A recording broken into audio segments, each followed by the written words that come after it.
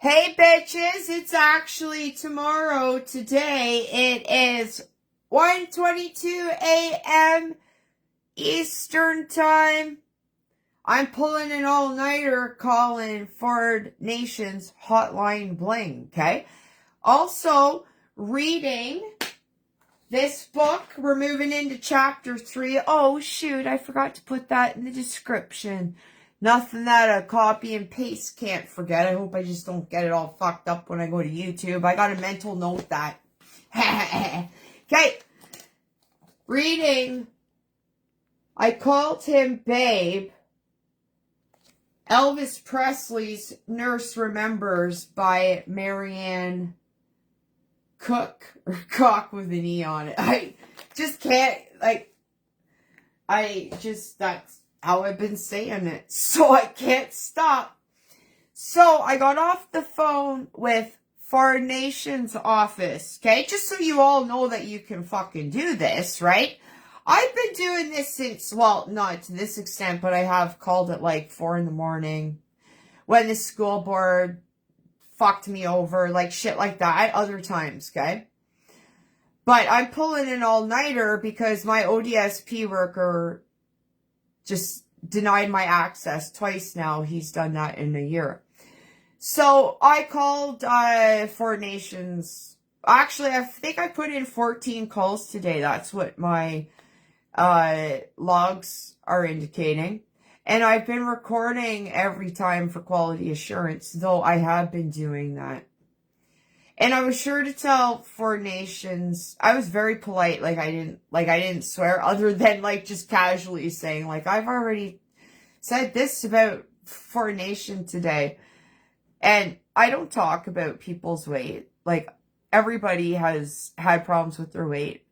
My weight kind of went up and down, but I also had Crohn's and whatever. My diet now has changed, but I don't make fun of people's weight. But I called Doug Ford a fat fuck today, and I'm fucking proud of it. He's lazy, useless fucking slob of a pig that's been on Epstein Island listed once. Once too many, Kearney 69 times, okay? So I was speaking with them, told them I've talked to this person before, though it's been a while. And I asked what they could do for me. They said that all they could do was take a message. And I said, unfortunately, the 9-to-5ers didn't help me today, and they haven't been helping me. And that I am now a political prisoner. And so I asked if he would make sure that somebody contacts the Social Benefit Tribunal tomorrow to speed this up, because this should never have happened. So, and at one point he was quiet with me on the phone. I have it recorded. And anyways, I said to him, I'm the livid lesbian, and I said, I'm reading this Elvis book right now, and I said, with any luck, Elvis is alive, and he's Donald Trump, and he's going to come in, hopefully save the day. So I said, regardless, that's what I'm doing tonight while I call all night so that I can get my money. Unfortunate that I have to do this. And I said, I'm a political prisoner, can't talk. Nothing, right? So, anyways, I said, everybody's included in this email. And I said, you and I both work for the problem, both work for the devil, but I've broken free. So, I said, with any luck, somebody's got to be our savior. Anyways, I'm kind of rambling right now. I was short to the point. I'm calling all fucking night. So, me, I'm my charming self. The people tonight, I feel bad calling them and waking them up because I've been on call and it's not nice. But desperate times call for desperate measures. So, I don't know. Let's read this Elvis book. Elvis was the good or evil to you? He sang gospel. He was into religion. and everything that's fucking happened. Like, there's so many connections with Elvis and Trump. And, like, do you really think... Well, Elvis was having problems with his colon. I mean, but isn't it like the king died on the throne? I don't know. Everyone, I've only ever heard anyone speak highly of Elvis, so... Man, wouldn't it be fucking wild? Anyways, let's get to this book, because I'm just rambling now, and I could be reading, and I think I gotta stop soon and have something to eat, because I'm getting fucking hungry again. Like, you know? So, I'm kind of fucking up my sleep, but, well, you know, feel like I've been fighting the devil all fucking week, man, but also riding the high of the fucking Mr. Freedom show, and... So I'm going to set up and we'll get to it, okay? Chapter 3. Darn it, forgot to upload it. Chapter 3, I called him Babe. Elvis's nurse at the ends. Okay. So, I guess I need to get down here and... flip you around. There we go. Hey guys, this is going to be great for YouTube, and I'm like I said, I'm using Mark Zuckerberg, okay? Because this is just fast for me. I can download later. I will probably take a break tomorrow because I'm going to have to sleep in the fucking daytime. Okay? To try to get a little bit of money, honey. I said to them at Four Nations, I'm just getting comfy. I said to them at Four Nations office, I was like, I don't know if you're like working in a cubicle or whatever, but like if you're bored, read along.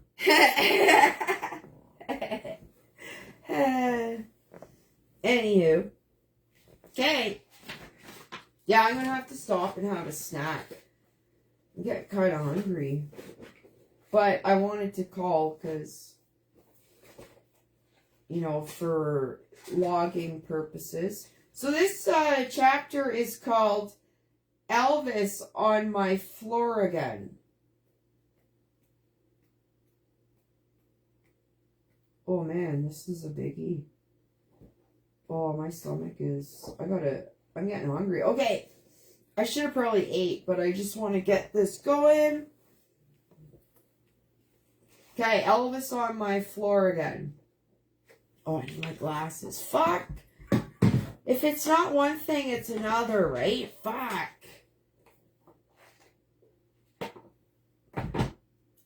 One good thing is I kind of let the YouTubers know kind of where to start when I've been doing the Bible, but the Bible's taking a back seat because I think Elvis Presley's alive, you sons of bitches! Chapter 3, Elvis on My Floor Again. That day in March when Elvis came to take his dad home from the hospital was the last time I would see him for about 5 months. He went on to Los Angeles, made a trip to Hawaii, and just caught up on the rest in general. When Dr. Nick would come by the floor where I worked, he would always tell that Elvis had asked about me.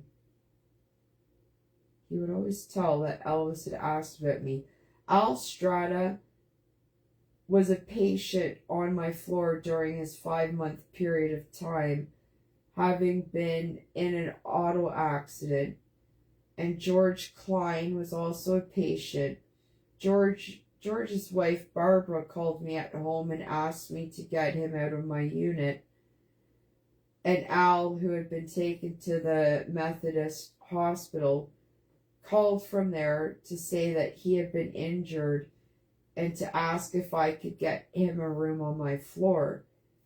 He said if I could, he would have his physician discharge him from Methodist and would come to Baptist, which is what he did.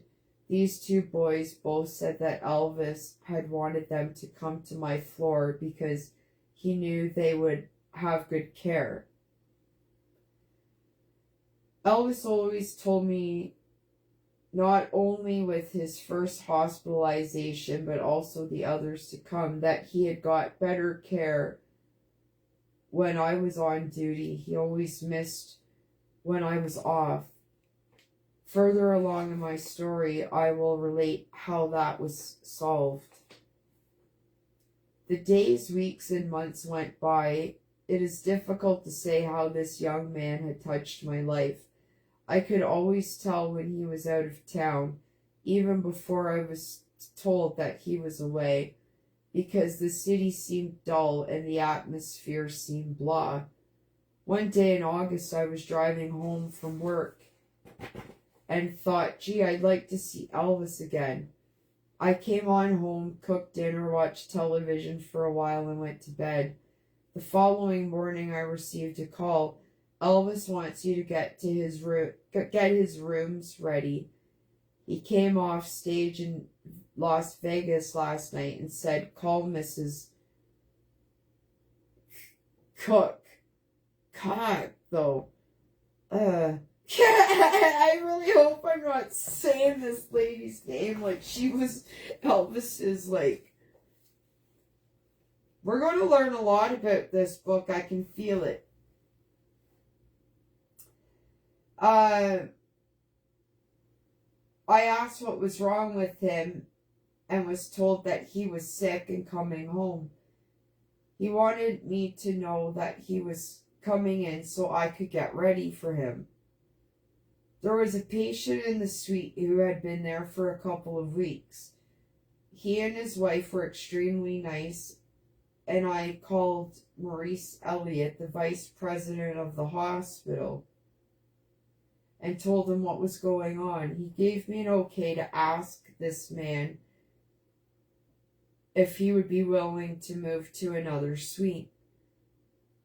I met the wife in the hall and explained to her what was going on, and she said absolutely not. I told her that there was an available suite on 16 ME, which was identical to the one they had. Even nicer. It was carpeted, and I asked if she would let me speak to her husband and then show her the suite on 16 ME. She agreed, and I said a silent prayer as I walked down the hall with her. When we went in the suite and talked to the patient, he couldn't have been more gracious. I took his wife down to 16 ME so she could see the other suite, and she was pleased. She said she would agree willingly as her husband was agreeable. The hospital transferred their belongings and sent them a huge fruit basket with a note of thanks. And after Elvis came in and I told him of this, he sent flowers to them. Around 9:30 a.m., the floor secretary told me I had a call. It was Elvis. He was home. Would check in around midnight, and would I please meet him at the hospital that night. That is something I have come across on my research of Elvis, was that he went out at night because people didn't see, like, people wouldn't recognize him, and he put on track pants and stuff. Because one other thing I know off to the side about Elvis was that he always dressed up when he went out, and like he wouldn't go anywhere unless he was dressed up. So he didn't want anyone to see him not dressed up. And if you Google Elvis, you'll see him, because I remember even thinking back to the National fucking Enquirer, right? Like seeing just those pictures. Elvis in a jumpsuit going to, like, not his jumpsuit on stage, like his jumpsuit going to the like going out at night, right? I assured Elvis that I would meet him that night around midnight, and that as soon as we completed the transfer for the other patient, we would get the room ready for him. He laughed and said, "Mrs. Cocke, I can see you now. You'd get that man out of that room if you had to drag him out." He also said, "If there are any problems, I will wait on the suite, but I won't go to anyone else's floor." I assured him there were no problems, that the man was very gracious. I got off work at 3 p.m., came home to cook dinner for my family and to get my clothes together for the next day at work, as I didn't want to go in ununiformed to the hospital that night. When Katie came home from work and found out what was going on, she was excited that Elvis would be on my unit once again. Following dinner that night, I stretched out on the couch in the den to watch TV and catnap until time to head back to the hospital. Around 11, one of the boys called to say they were about ready to leave Graceland, so I left home then. When I got to the hospital, believe it or not, the air was filled with static electricity, and I knew that he was already there. When I got up on the floor, there were a number of guards about, so I knew that my premonition that he was already there was a reality. I went to my office and put my uniform and coat up and headed for the suite. The door was guarded by 2 hospital guards and one of the fellows who worked for Elvis. Even at the time of night, people were coming to the floor and patients were coming out in the hall. I went into the suite. Dr. Nick was there along with Vernon, Elvis's dad, Al Strata, Dick Grob, Joe Esposito, and Dean Nicoplus. On the bed sat Elvis with his usual big grin on his face. I spoke to, like, these are the Memphis Mafia, right, if you're not familiar. Now, I recognize the names, but, like, mostly the first names. Now, like, Joe Esposito and, like, Vernon, like, I know the names, but not all of them. But this is the Memphis Mafia, right? Okay, back to it. On the bed sat Elvis with his usual big grin on his face. I spoke to each one in the room as I made my way to the bed, where I got the big Elvis Presley special bear hug. I was pleased to see that he really looked quite well, although he did appear to be tired. Linda Thompson came in about that time, and I was pleased to see her. In the past, we had gotten along quite well, and I was fond of her. As soon as I arrived in the room and had an opportunity to speak to everyone, all of them, with the exception of Linda and Dean, left. I just wondering about Linda for a second there.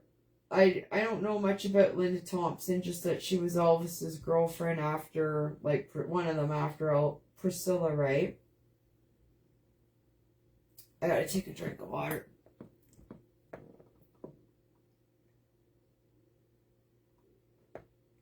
I am really intrigued by this book. And you know what? I know I'm being so, like, tabbed by everyone, right? Like, and if this is all true, it's so exciting to know that I'm, like, reading this book, and that, yeah, This is what I'm doing while I work the fucking graveyard shift with all of you guys, right? I feel like I'm on call, and I tell them that when I call for Nations hotline, like, I'm sorry, I'm waking you, but, you know, desperate times. So, where was I? Elvis went into the bathroom to change into his pajamas and to get a robe, and I went into the sitting room with Dean and Linda. He came in within a few minutes and stood by the windows. He walked over, put his arm around my shoulders, and said, "You know, Mrs. Cocke, I feel better already." He said he knew once he got home that I would see to it that he was taken care of, and that when he had left the stage in Las Vegas the previous night, he had told Dean to get me on the phone. He turned, started across the room, snapped his fingers, and he turned back to me and said, "By the way, I have a white 1976 Cadillac, Grand Prix coming for you tomorrow." I was so completely astounded that I just stood there in shock, looking at him. He laughed and said, "Mrs. Cocke, I've been thinking for some time about a new car for you.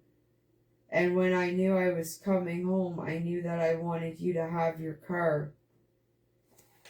He went on to say that he wanted to give me a car that he knew I could afford to operate. And that was why he was giving me a Grand Prix instead of a Cadillac. I told him that I appreciated his wanting to do that for me, but that I really didn't need a car. He asked me what kind of car I had. I told him I had a 1971 Ford Galaxy. And I'm calling 4-line bling tonight, bitches. He replied, "How, Mrs. Cocke, you're going to have a new car whether you want it or not." Of course, I was not only speechless, but also thrilled and excited.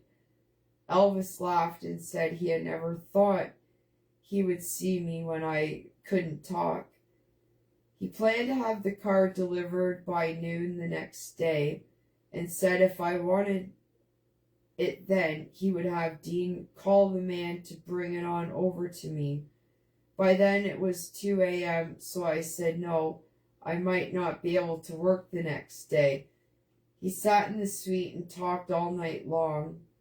Elvis asked me if I was going to sell my car, the Ford. Ha ha ha! No fucking way, eh? I can't make this shit up, guys. And I told him that I had a sister, Catherine von der Hoya. Catherine von der Hoya. Hoya. Hoya.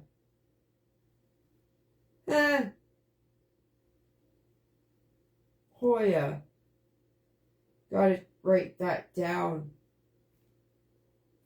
I gotta write that down. Because isn't there like a boxer or something? Del Hoya or something? I gotta write this down for mental notes, guys. So, chapter 3, I want to look up Hoya.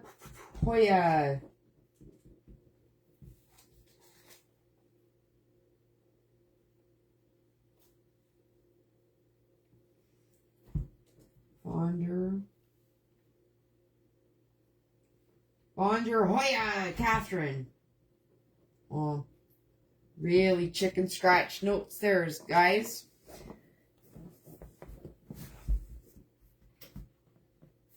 You know, I think a lot of shit's gonna come out of this book.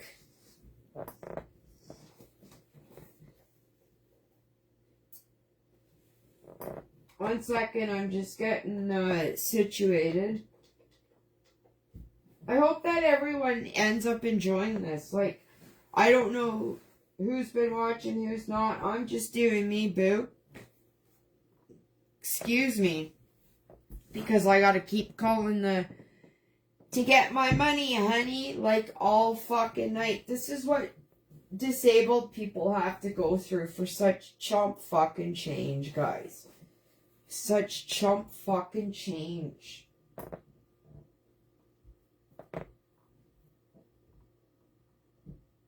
Oh, sorry. Just getting comfy, guys.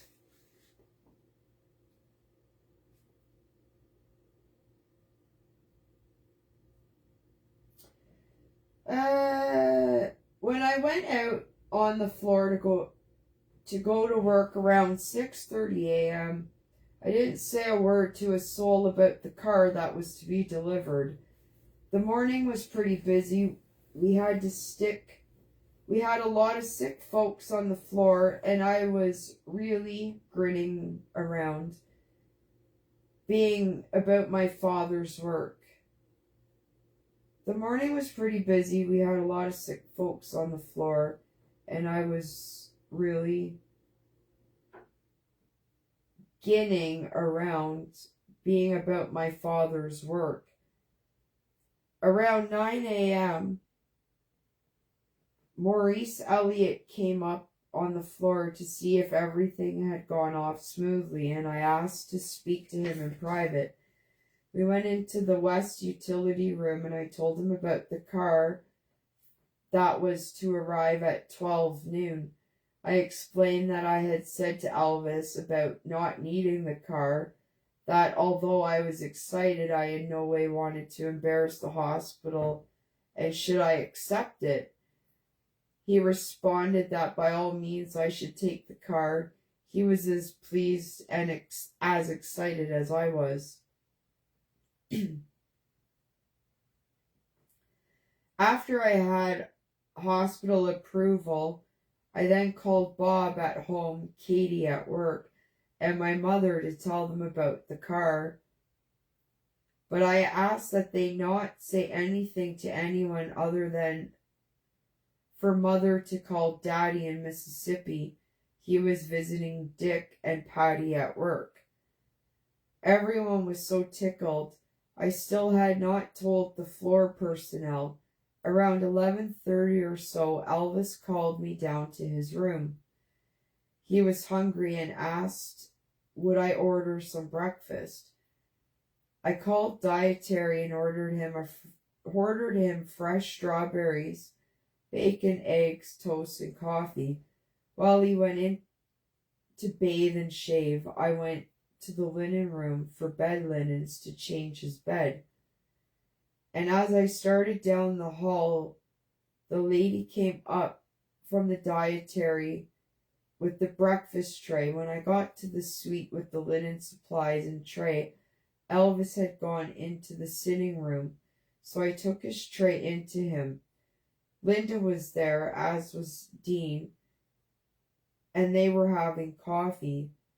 I told them that I would be in the bedroom making the bed, so I went about my business.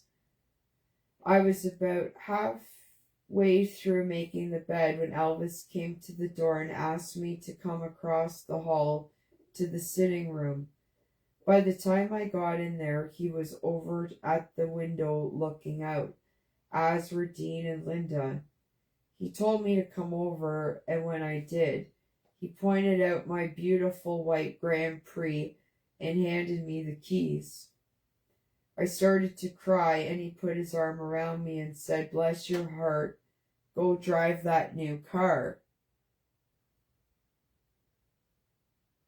I flew out of that room, stopped at the nurse's station to tell the girls where I was going, and called Janet Stroud to ask her to get Miss Farnell and Sally Jo Nethery, one of the assistant directors, and they should meet me in the Madison East lobby. They were there when I got downstairs, and the four of us crossed Madison to get to my car, parked in front of the new medical building.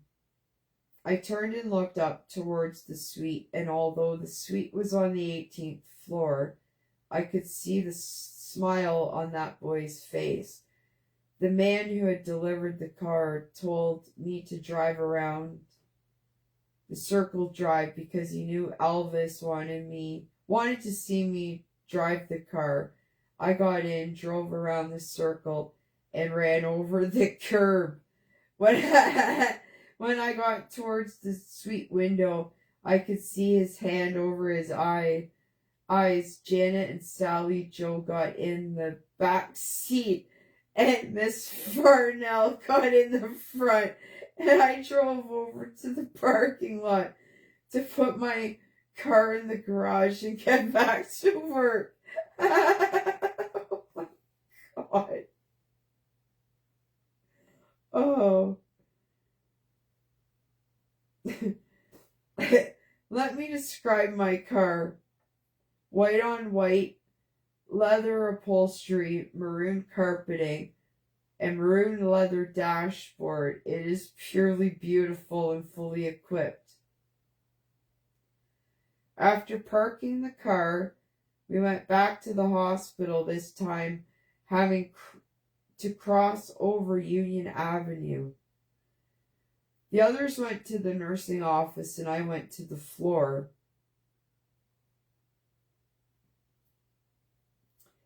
Let me stop here and say that after I had told Maurice Elliott about the car, I had told Miss Farnell and Janet, and they also had thought it was great and were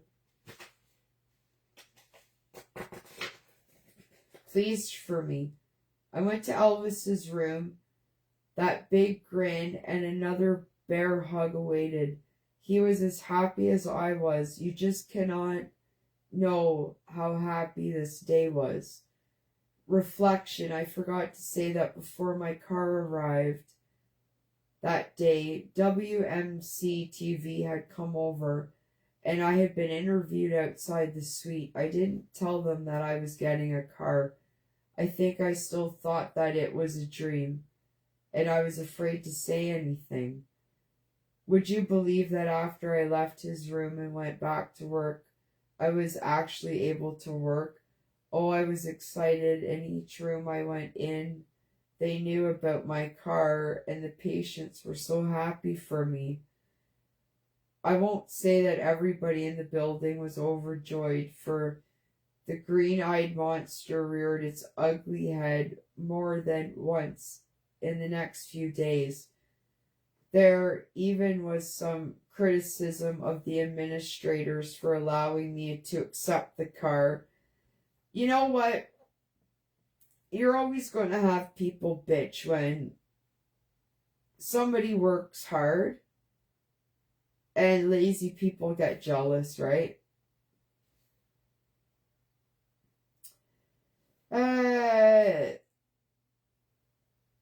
So when I was ready to leave the hospital that afternoon, Elvis asked me to come to his room before I left. He told me to call him when I got home to let him know I arrived safely after running over the curb earlier. I had called all the family right after I got the car so they could tell anyone they wanted to. Katie works at Helen of Memphis, an exclusive ladies' shop, so all there knew about it, and Mother really had a heyday calling her friends. As I left Elvis's room and got back to the nurse's station, there was a note for me to stop by Maurice Elliott's office as I left. When I got there, he had called a photographer from the Commercial Appeal and wanted my picture in the paper so would I please get my car and drive over to the Union entrance of the hospital. By the time I got to the garage and back with the car, not only was there a photographer there, but also TV cameras from all 3 television stations in town. Remember, there was a lot of television back then. What does Trump do? He goes live. And that's what I've admired about Trump, is that he goes live and gets everybody in there. And all of these government fucks across the world are scared almost to go sit and talk with Trump. Canada was fucked, like I say in my description. We've had Carney not even quite a fucking year. But it's been quite a fucking year, right? Canada's been fucked under Trudeau. Like, so in Memphis, they had 3 television stations in town, right? We always had competition, right? And not just with media, but like, there was more news in every community, right? All the news is censored right now, you fucking idiots, right?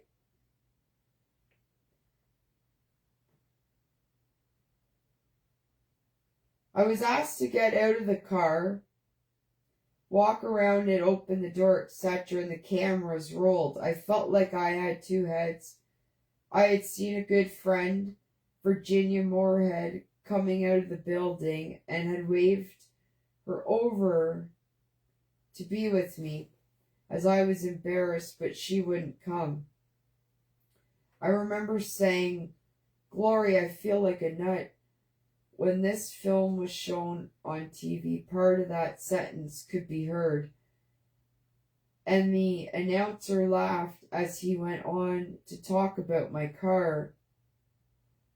I was really on TV that night, all 3 channels, and the talk of the town.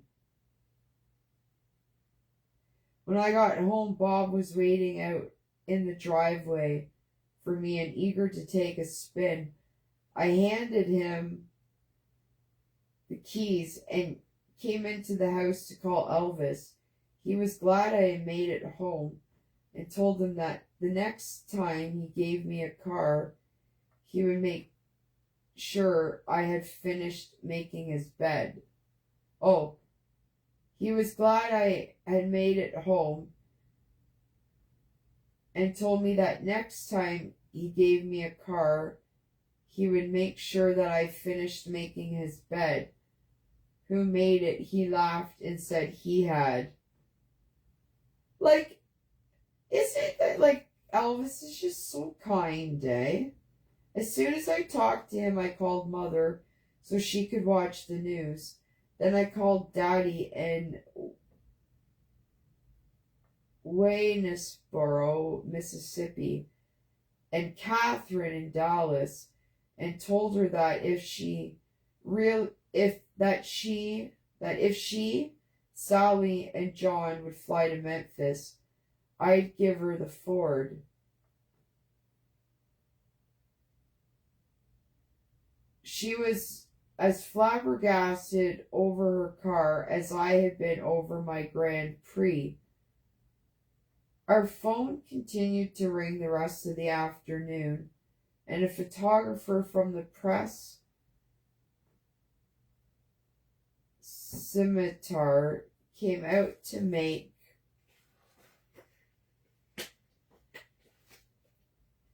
pictures. I then fixed dinner. Katie got home, and she too wanted to drive the car. After dinner, Elvis called to ask me to come back to the hospital.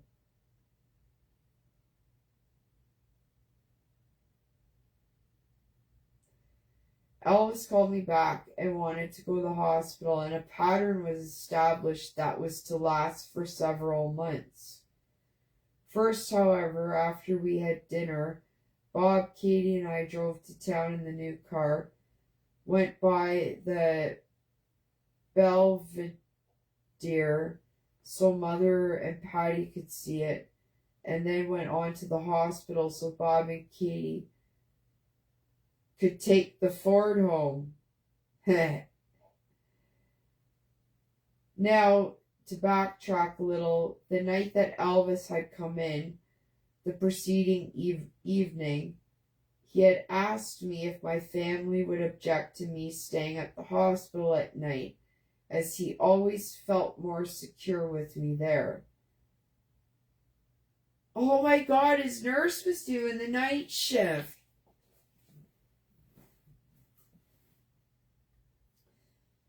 It's really fucking strange, guys.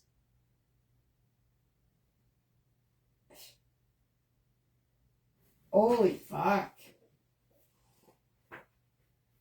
There's just so many connections. Like, Wowee. I'm just, like, looking ahead to see what the next chapter brings.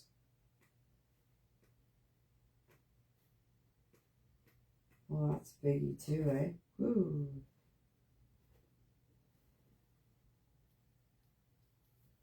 I think I'm gonna have to eat here soon. Holy fuck, eh? So Katie could take the Ford home, eh? Oh, wait. And then Elvis wanted her there each night. I would come home, fix dinner, eat with my family, visit a while, then go to the hospital, taking my uniform with me for the next day. I had a room right outside the suite, and I stayed every night, usually getting back to the hospital around 9 p.m.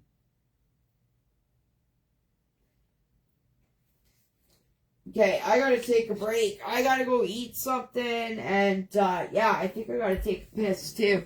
Anyways, I'll talk to you when I talk to you, okay? I'm just gonna keep it set up like this, because I'm gonna just get right back